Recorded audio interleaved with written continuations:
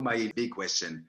We got so many views and opinions all over the world. How do you see what's going on in the world at the moment? And if there is a huge awakening, it will be really interesting to know from your point of view.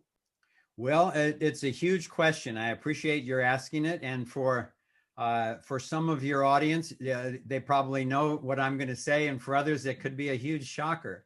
You know, we're a good species on a gorgeous planet. And to me, that it just doesn't make any sense unless you understand the global domination agenda that I spent 30 years researching and then laid out in Thrive One. If you understand that, this all makes sense. And it finally made enough sense to me that I've started to go public with what I see as going on.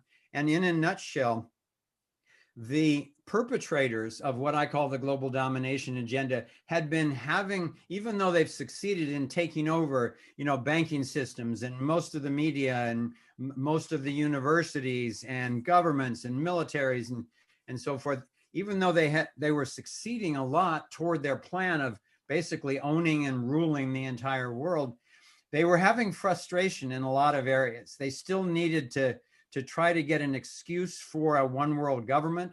They needed to get permission to lock people down in a kind of martial law. They wanted a cashless society. They wanted to get RFID chips in us so they could track us and trace us and affect our emotions and our health with their 5G EMF radiation from the satellites and so forth, and a number of other things. I could go on and on with that list. But the bottom line is, within 2 months of the announcement of this global pandemic, they were on the verge of having suddenly all those things.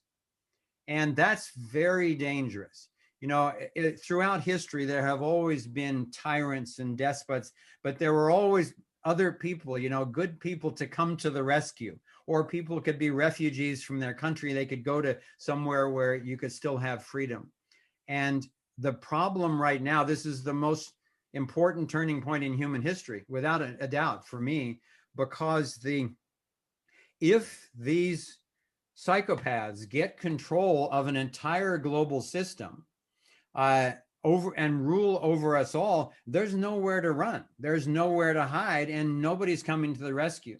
So I get to say a line in Thrive 2 that I was thrilled to be able to say to the whole world, which is that now the real struggle for those of us who want to thrive is it's not a fight between nation states or genders or races or political parties.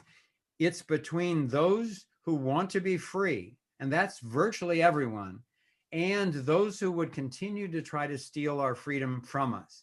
And that's the international banking cabal, it's the secret societies, it's a lot of the militaries, the agencies, whether you call it the Illuminati, the globalists, the cabal, whatever name for it, this has been going on for centuries. It's very real, it's very well documented. And if enough people don't wake up in time, we could all of a sudden wake up and realize, oh my gosh, I mean, it was like the frog in the pot, you know, that's being slowly brought to a boil.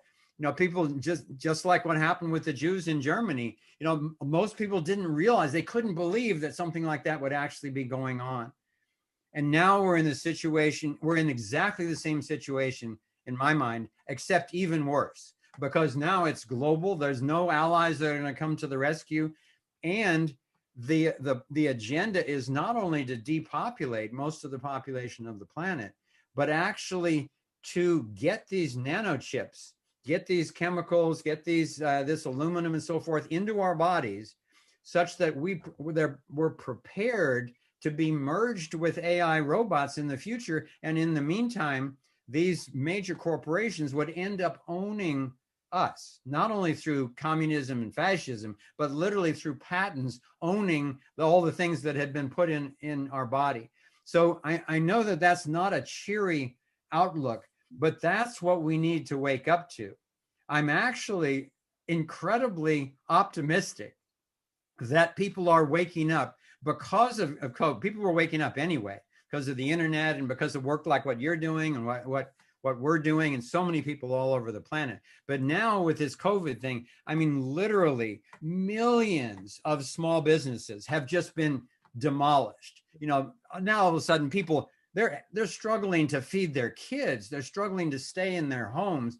And this is happening all over the planet. So people are waking up and going, wait a minute, if they do any research, it seems like this so-called global pandemic is not actually worse than a normal flu. There's a lot of evidence that billionaires are making tons over it while destroying the middle class and collapsing national economies.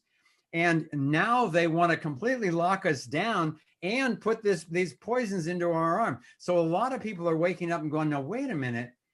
I'm not up for that. I'm actually a sovereign being and I want my freedom back. So I believe that because this thing hasn't wiped out humanity already, and it hasn't yet gotten them what they're after in terms of now they're being very frank about it with this whole global reset. That's basically, they're laying out their agenda for global domination. I believe that people are waking up fast enough, and we've got the truth, and we've got love, and we've got the life force itself wants to thrive. It's not natural to stick toxins in your arm. It's not natural for a few people to try to rule billions of people or rule anyone. So I do believe that the global immune system is kicking in now. We're finding each other in conversations just like this, and people are turning out by the hundreds of thousands in protests in countries all over the world. And I do believe that this is actually going to be a catalyst for us to break through, to realize that freedom is the key, that the non-aggression principle is the compass by which humanity needs to navigate our way to a truly free and thriving world.